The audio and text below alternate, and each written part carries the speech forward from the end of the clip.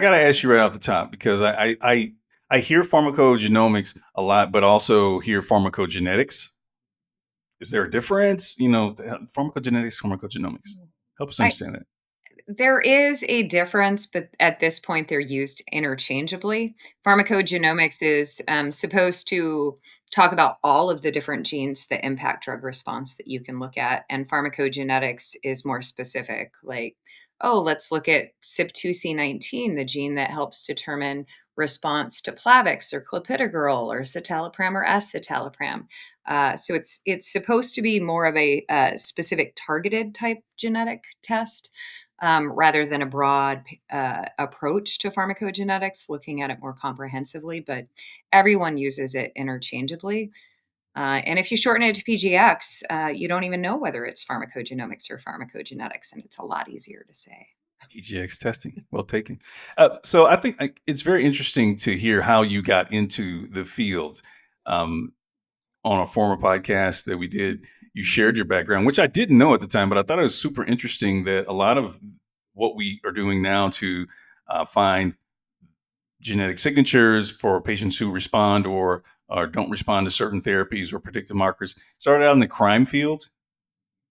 Yeah, so I started my career in pharmacogenomics. I was working at Genelex, and Genelex was actually founded in 1987. They were one of the first genetic labs in the country, one of the first crime labs. The co founder, Howard, actually invented some of the first probes used by the FBI for DNA identification, Mm. and that's how he started the company. And when I joined in 2000, they were looking for something that leveraged their core competency in providing really high quality genetic testing.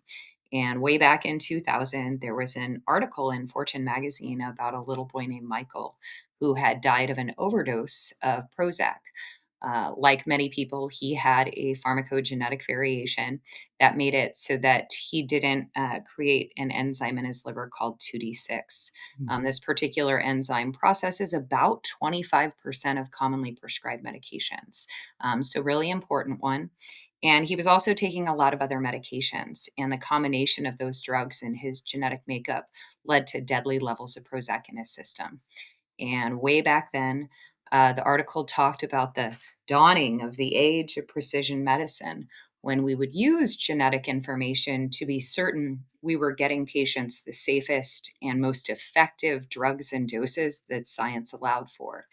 And even back then, good science geeks go to PubMed, right? Like, just how common are these variations? Just how many drugs do they impact? And even back in 2000, there were thousands and thousands of publications on just how important this is and how many drugs it impacted. And so we became one of the first CLIA accredited labs in the country to offer that testing.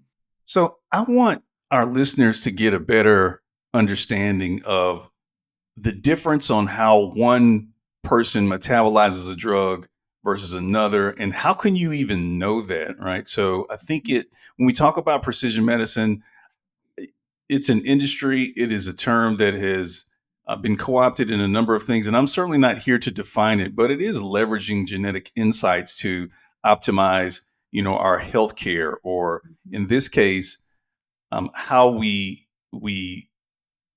metabolize and are affected by our medications. And to me, if that's not precision medicine helping us optimize, the drugs that we take for better outcomes, I don't know what is. But like, how can we better understand this? Yeah, I'm going to give a simplified version of pharmacogenomics. So, most of the time when we take a medication, we take it in an active form. It starts doing whatever our doctor prescribed it for, lowering our blood pressure, reducing our anxiety, whatever it is. And then it hits these enzymes in our liver called cytochromes or CYPs. And our genes dictate how much of these enzymes we can make. Think of this like a highway system. We pretend when we prescribe drugs that everybody has two lanes of these liver highways that process medications. But genetically, some people have one lane, zero lanes, or 3 or more lanes of these different genetic highways. You get one of those lanes from your mom and one of those lanes from your dad. So sometimes people are like, oh, everybody in my family is sensitive to medications. And that does make sense, because that is passed through. But you give these medications, and if you have 0 lanes, just like if they shut down the major highway in your city, what happens? Traffic backs up. In this case, the drug backs up in your system. And over time, it can build up to toxic levels. So you start having side effects. Sometimes those side effects can be quite severe. There is a subset of drugs called prodrugs. And these drugs you actually take in an inactive form, and they have to drive on these liver highways, so to speak, to even work.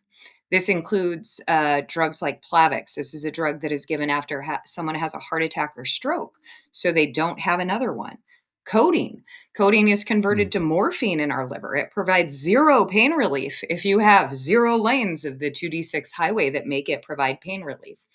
So this subset of drugs you take in an inactive form drives on your liver to actually work these different enzymes. And drugs are very specific. Some only go on one liver enzyme, some go on multiple liver enzymes. And a simple genetic test, a comprehensive panel. UScript is currently part of Arancia that also has Access DX Labs. They do a 37 gene panel that covers medications in pain management, oncology, mental health, GI. So one panel looks at essentially your genetic ability to create these highways that process medication.